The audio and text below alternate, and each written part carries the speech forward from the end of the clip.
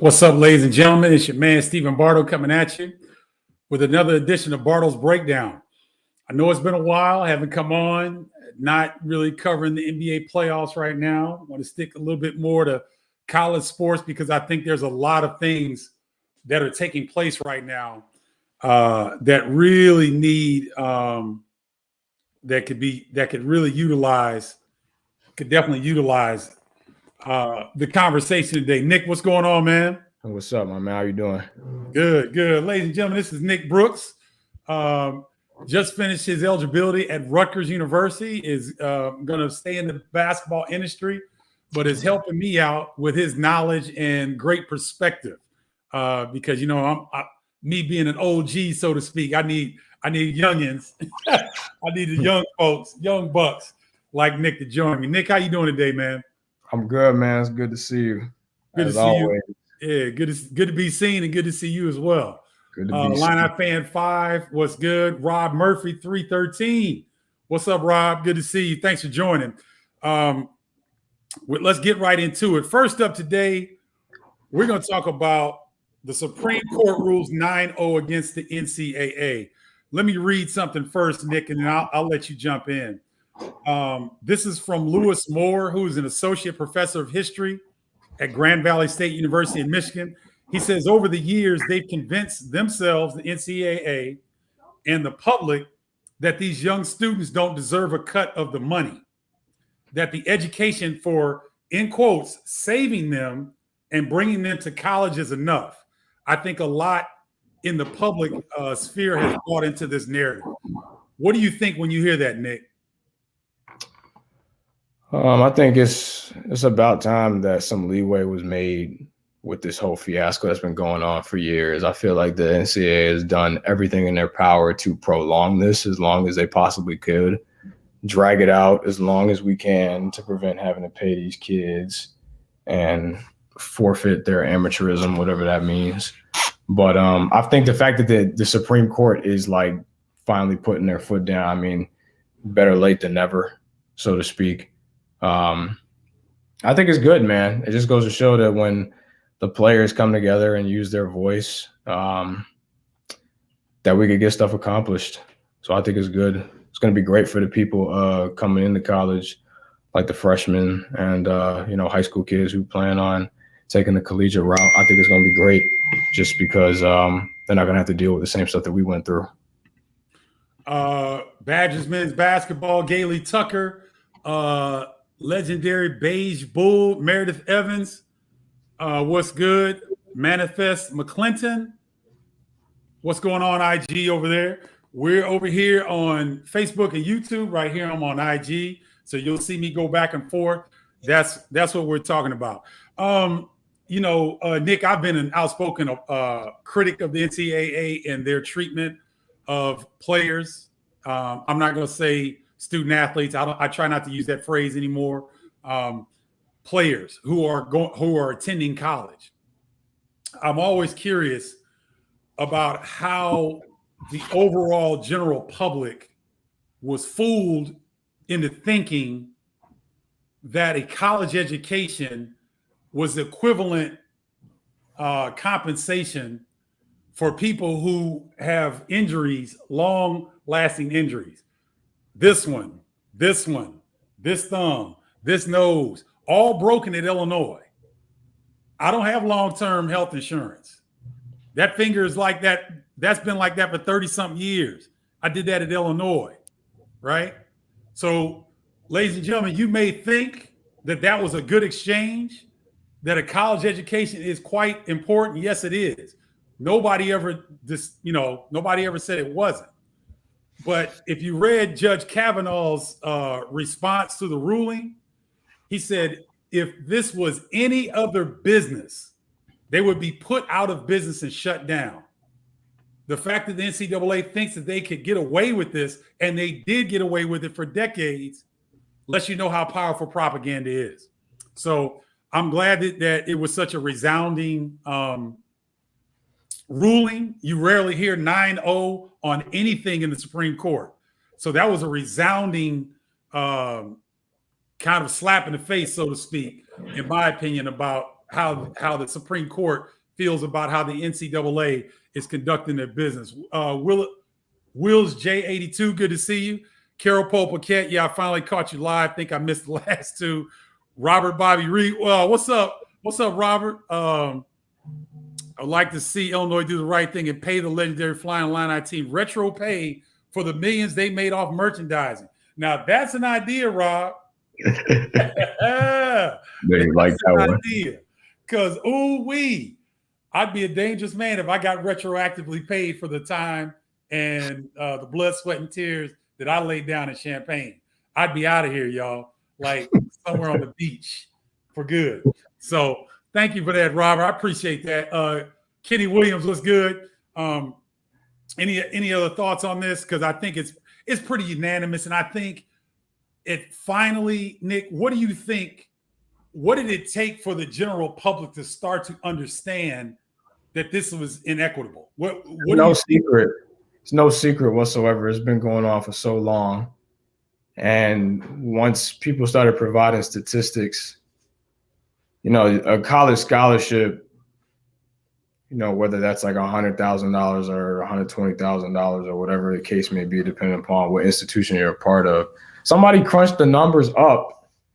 And like I've seen multiple examples of this, but like the actual scholarship that you get, and I think your cost of attendance check is like almost like less than 10% of the revenue that you generate for the NCAA and your school. I could be wrong, but I remember seeing this multiple times. And another friend of mine, he used to play for Georgetown. One of their fans did like a whole spreadsheet, and they tweeted it at him on Twitter, and it said like his total compensation based on his time at Georgetown should have been like over $700,000 or something like that. So you figure $700,000, that's life-changing money. Like people take that money and they never work another day in their life. Yeah. And you got like kids at school, like basically just, you got kids in colleges, they plan on national TV putting money in the NCAA pocket. It's about time. That's the easiest way to say it. It's about time. I'm glad that there's finally being something done about this, because it's been going on for so many years, and it isn't even about guys who are on scholarship and guys who play. Like the rules even trickle down to walk-ons like myself. Like I couldn't have a basketball camp with my name on it. I couldn't sell like my own merchandise with my name on it, stuff like that, all because of compliance rules. And then speaking on that, Nick, you got some teammates that are very talented. You got one kid he's an artist, Nathan. Was it? Yeah. You're thinking of Daniel Loback. He's an artist. He's he's got like some Picasso in him, man. I swear. He's one of those like external thinkers. Like his mind like goes to certain places when he starts brainstorming about different ideas and stuff like that. And like when it comes to him putting it into fruition, like putting it on paper, or like I remember he customized some shoes for me, like his first year at Rutgers, man, and it looked like Nike would have did it themselves, or Adidas in our case. We're Adidas school, my bad. Okay. But yeah, man, and he can't you got a gift, man, you got a talent, and he can't even capitalize on that just because he's an athlete. That doesn't make any sense whatsoever. So it goes beyond the guys who are on scholarship and the guys who play too. But like I said, to recap, I'm just glad that something is finally being done about it. I hope that this bill gets passed before the season starts, so I can actually see like my colleagues who are still playing like actually like get some money for it. That would be very good. That would help me sleep at night. It really would. Oh, I understand. I don't want you to hold out. I don't want you to miss sleep though, Nick, because that's probably not going to happen. What's happening right now? See, the NCAA waited this is my opinion. The NCAA waited too long, and they were trying to not deal with this. This is the way that they've dealt with litigation and situations where they need to change and they don't want to change. They sit back and they put their head in the sand. They waited too long. Now they're trying to get all these things done, and they've got a July 1st deadline where 6 states are going to allow the name, image, and likeness. So those 6 states are going to have a competitive advantage over the other states in terms of recruiting top talent, because they're going to be able to do things and offer things that other states won't. So don't hold your breath on it. It's going to be chaotic. It's going to be a little ugly for the first couple of years. But until all of these states are on board with allowing NIL, there's going to be some haves and have-nots in college basketball. And you know what? It's already like that. So you know what? You make your bed, you sleep in it. Re-elected Mark Emmert, though. Oh, Kenny Williams, say it. He got an extension. This man who runs the NCAA got an extension either last fall or this winter or something. It was a really weird timing. And he got an extension. So that was, I guess par for the course. BMW Mueller, good to see you. Trevor Wesley. B. Houston, what's good, baby? Jimmy Red 65, always good to see you. Thanks for jumping on. Steve Prophet, been a while. Way to go, SCOTUS, Supreme Court of the United States. It's about time they ruled this way. Go Illini. All right, so I think we've hit this up enough so we can put this to bed. Let's get to our next topic. This was a little disturbing. There was a situation, and I'm not going to name names because there's conjecture out there. There's no proof of who did it. But someone in the Wisconsin organization, basketball family, recorded a private meeting between senior basketball players and head coach Greg Gard. And the reason this is so disturbing for me, Nick, is that that's supposed to be a sanctuary. You're supposed to be able to go into a closed meeting with your fellow teammates and coaches and to be able to express yourself. And there are quotes from, I think, from Demetric Trice. I think it's a big kid's name. Reavers. Yeah, Reavers. That's it. Reavers was quoted as saying certain things. I'm not going to get into that because to me that's a salacious thing that media likes to get into. The more disturbing part is this. Who is going to go into a college? Think about this, Nick. How many hours a week did you spend this year, even under COVID? I know it was special, but how many hours a week did you spend with your team? Would you guess? Enough for us to get sick of each other. Great. You gotta get over. That's part of being part of a team, man. That's you gotta. Right.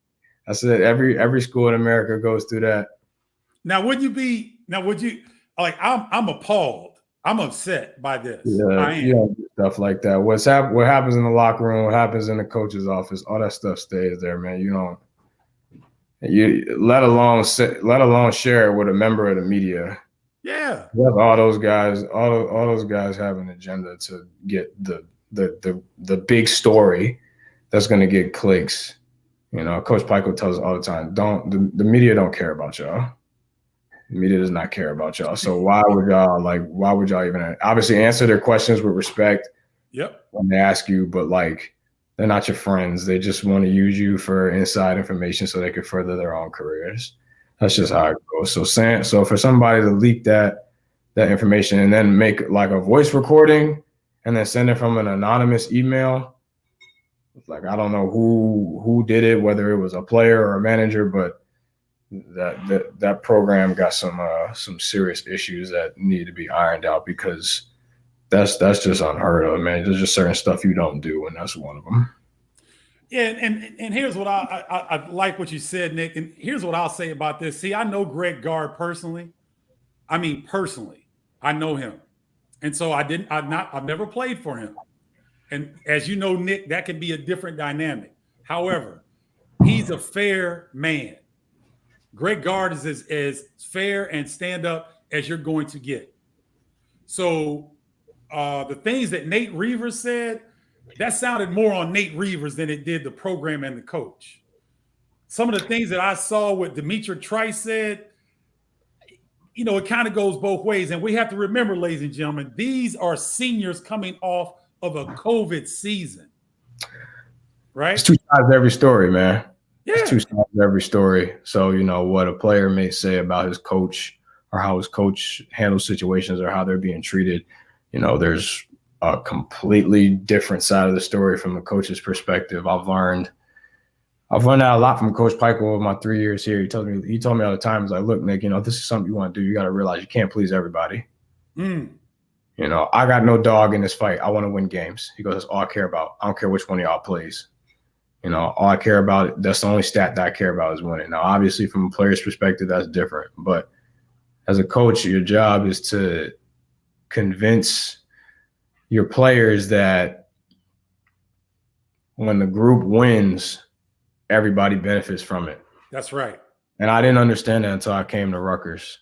I really didn't understand that. And when I came to Rutgers and we started winning games, it literally changed everybody's life from the guys who started all the way down to where I was sitting at on the end of the bench. Every single person gets affected by it. So I think that's – but from a coach's perspective, yeah, man, you got to understand that, you can't please everybody. You can't play everybody.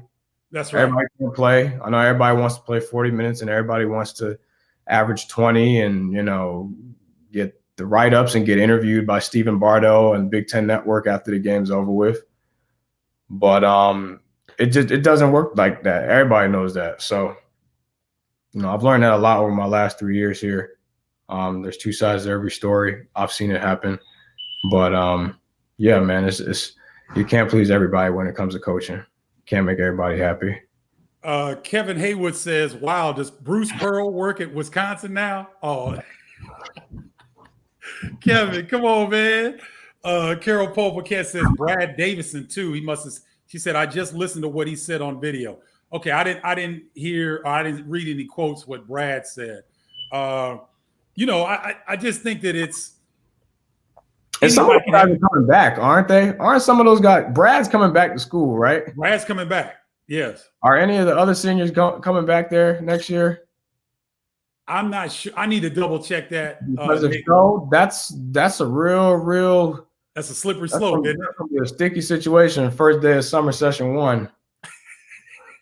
I'm just calling it like I see it, man. Oh, I hope I can understand if you're all leaving. Obviously you don't play for the program anymore, but yeah, man. Wow. I don't want to say too much because, obviously, I don't know the full story, and I'm not going to speak on something that I don't have. Aleem Ford is a good friend of mine. I've known him since I was in high school. We played AAU together. But yeah, man, that's a messed up situation. That's a real sticky slope right there. I agree. Carol Polpaquette says 1 out of 7 seniors are coming back. Only 1. So that's interesting. Joe, Raphael Davis, Purdue great. What's up, Raphael? Good to see you, man. Thanks for joining. I hadn't forgot about you, partner. Joe Stovall, how many athletes liked, in air quotes, their coaches during the time that they are playing? Coaches are like dads. A lot of decisions that they make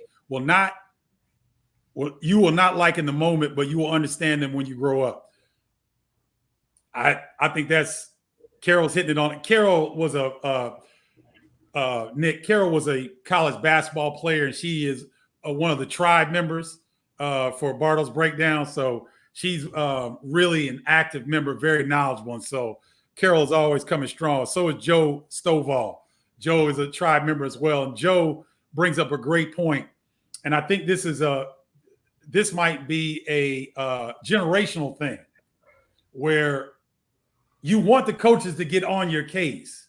You don't necessarily, like Nick seems to have a very good balance with his head coach, Steve Peichel, where I'm sure, Nick, you didn't like Peichel all the time, and he probably didn't like you all the time, but there's a mutual respect.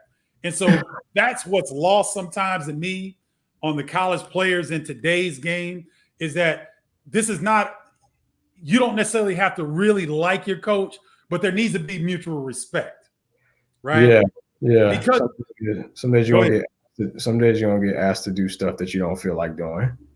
There's a whole lot of days where Coach Pike asked me to do something where I didn't feel like doing it, but I still show up to work every day, and I do it. That's what it's part of. It's not even just basketball, man. That's how it is in life. You're gonna have a superior, you're gonna have a boss you're gonna have to report to, and you're gonna have to do certain stuff on days that you don't feel like doing or you don't necessarily like, and you got to suck it up and do it. Totally agree. Totally And agree. that's where the form of respect comes in, because when I proved to Coach Peichel that I could do that consistently, that's where, him and my relationship became a whole lot closer. Like it definitely and like I said, like I still talk to Coach Peichel, even though I'm no longer at Rutgers. I still talk to him, a whole lot. We have great conversations. I can call him anytime I feel like it.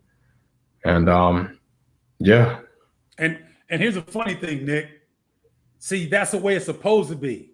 And I guarantee you, even the guys who were in that meeting with Greg Gard and shared some of their displeasure with what was going on, every last one of those guys can pick up the phone and call Greg Gard moving forward, and he's going to pick up and answer.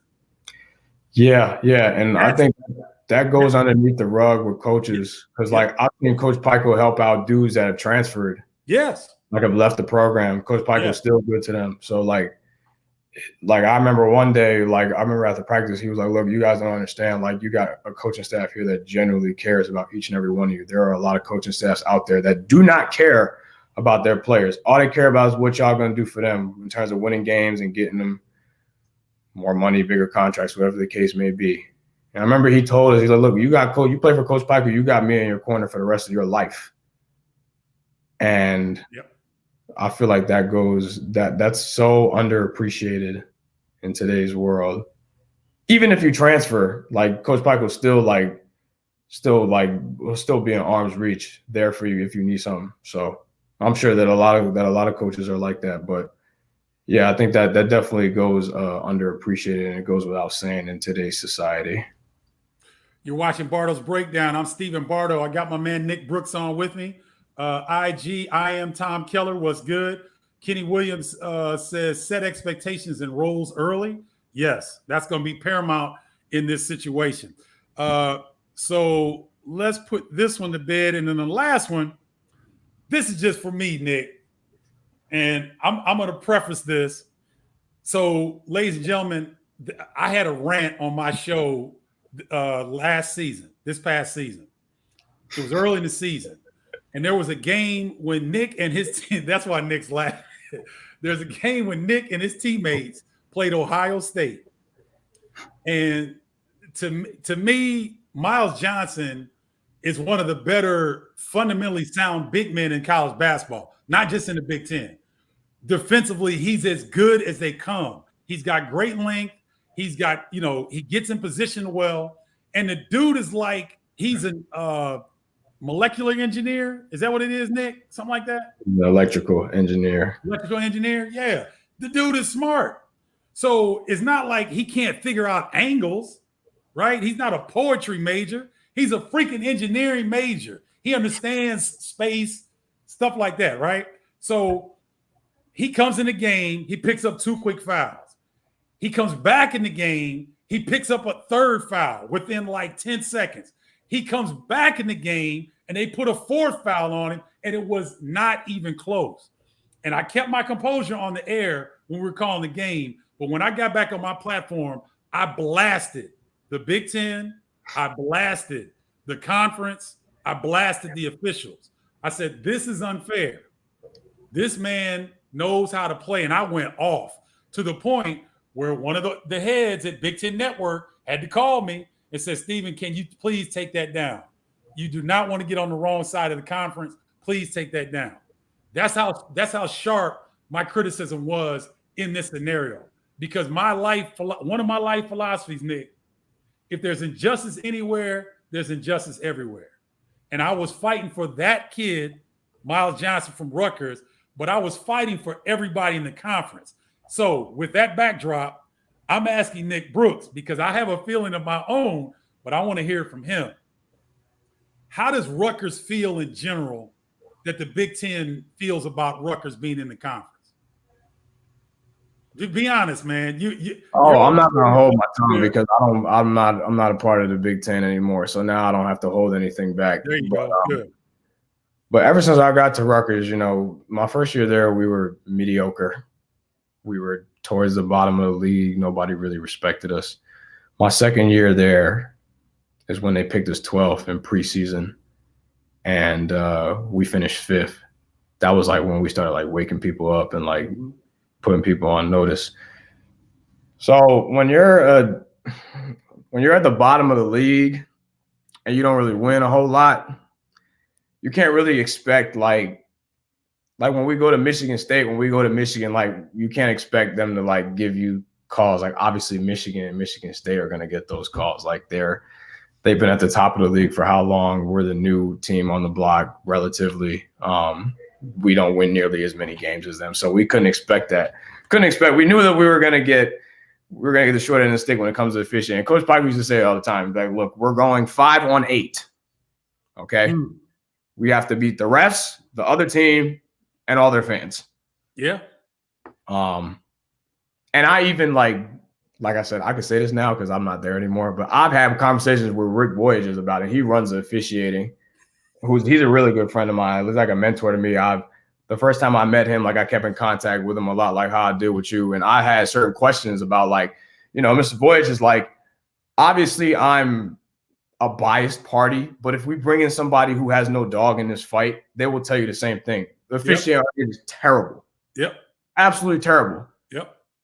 And I understand that like we're not the marquee name when you think of the Big Ten, but like you have to be blind, not notice how bad this officiating is, and you run it.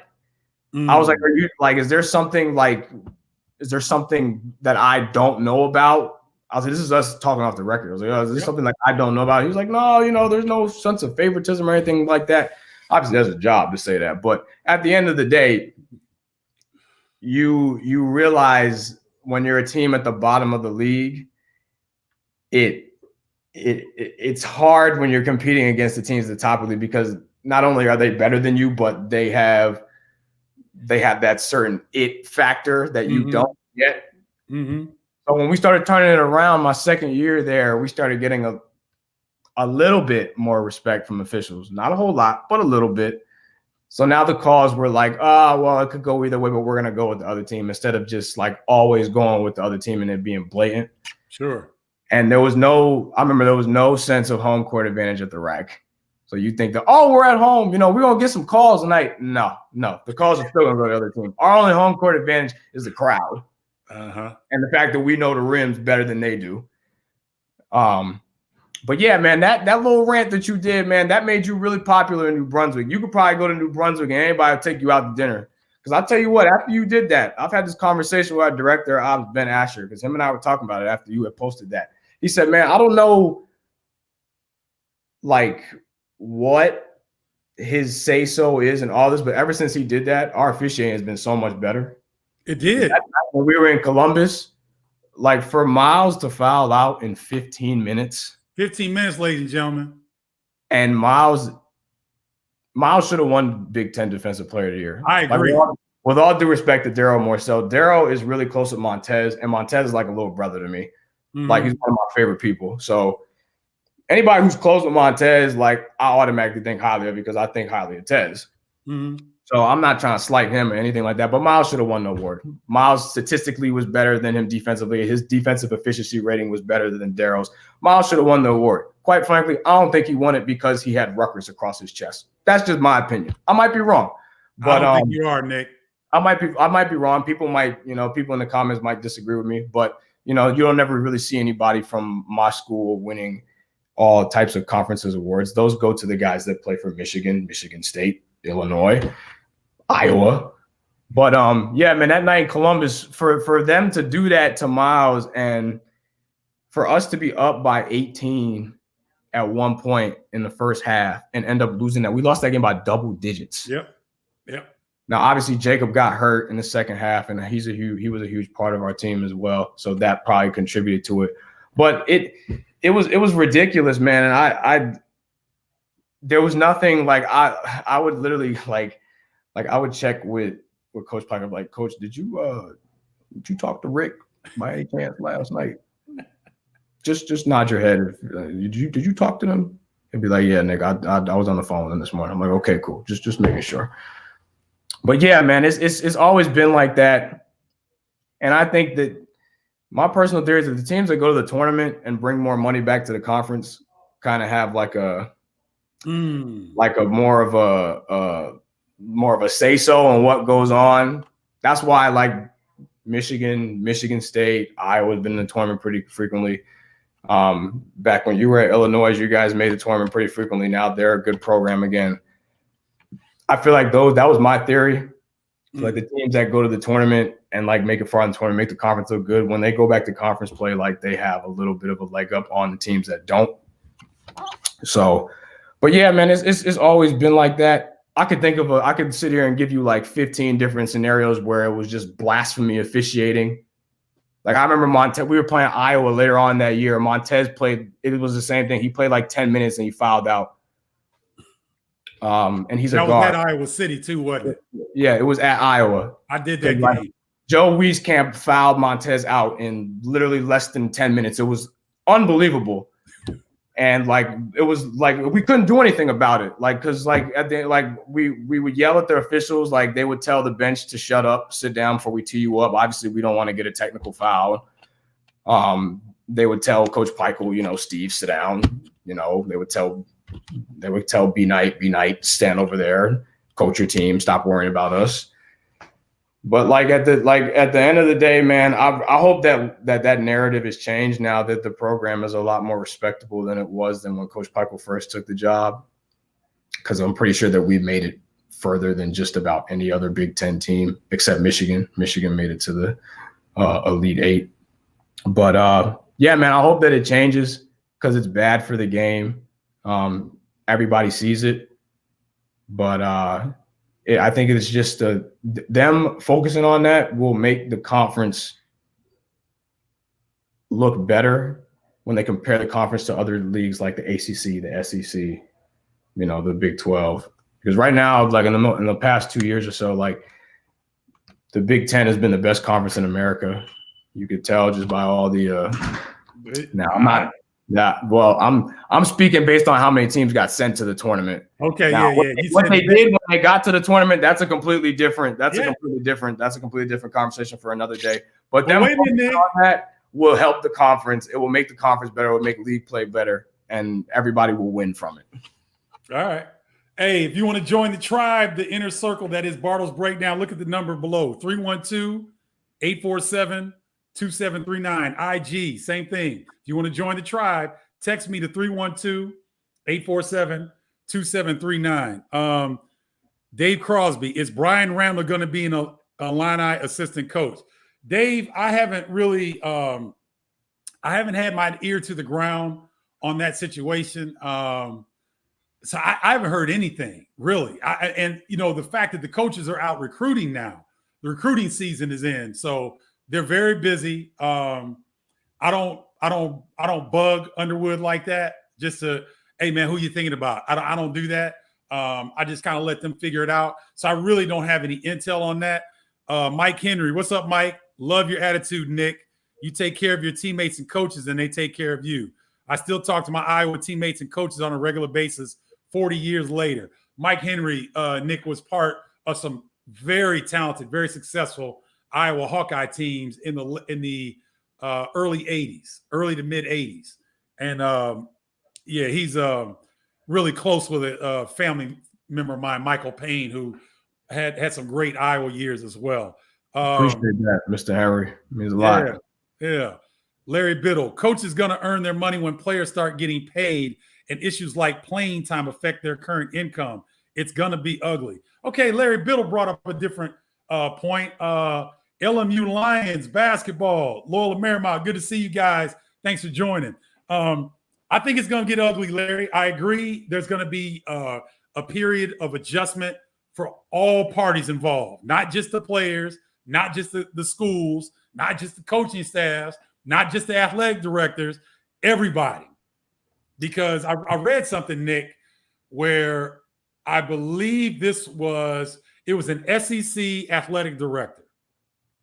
He was quoted as saying he went to one of their regular sponsors, people that give them money to advertise with the program. Tina Strong, what's good? Good to see you.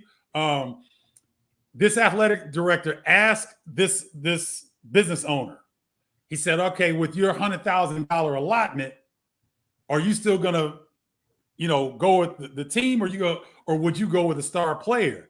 And this person did not hesitate. They said, we put the 100,000 with the star player. So it's going to be very interesting how all this shakes out. It's going to look chaotic. So ladies and gentlemen, buckle your seatbelts as we come into this new era of college basketball. Yeah, that's a valid point, because I never really even thought of it that way.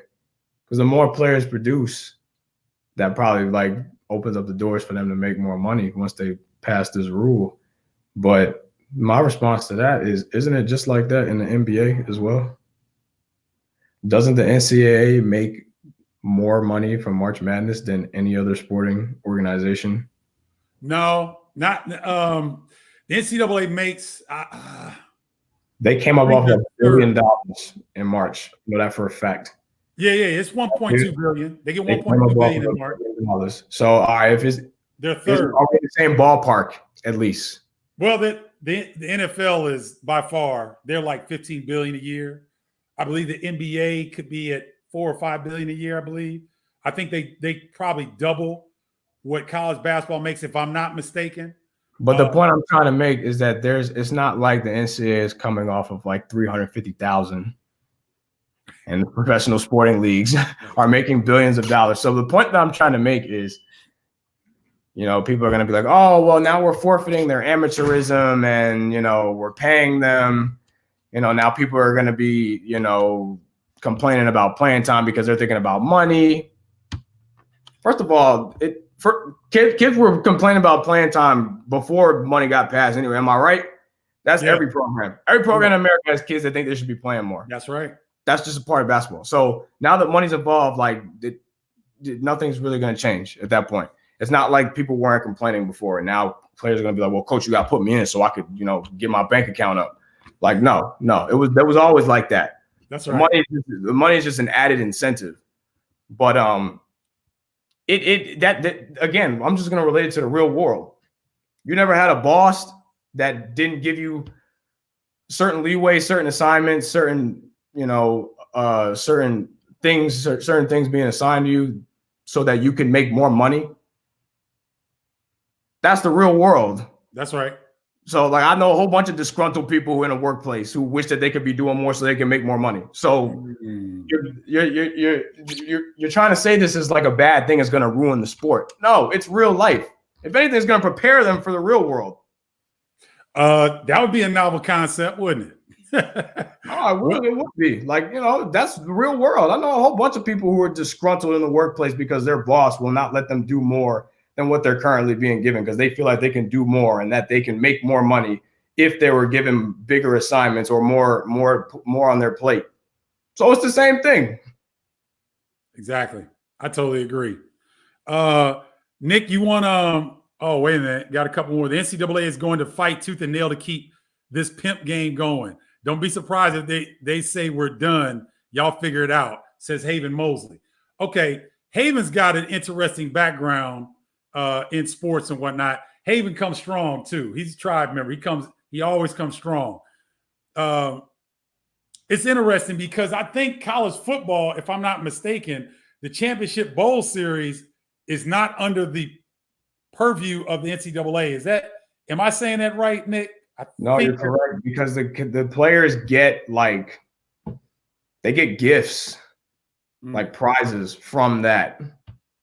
Okay. Like they'll get TVs and stuff like that because they're not affiliated with the NCAA. So that's true, as a matter of fact. So there could be a situation where Haven brings up that the NCAA kind of says, you know what? You don't want us involved, and figure it out. And I'm sure the schools would be able to figure it out, but it would be interesting to see if they went that route. Clint Corey says, but if players are getting paid based on the production, isn't this going to devolve into selfish play a la some AAU with guys competing for scholarships? Well, Clint, let me explain something to you. Nick just brought up a great point a few minutes ago. The bottom line is winning. And all ships rise when you win. All ships. Everybody in the program benefits.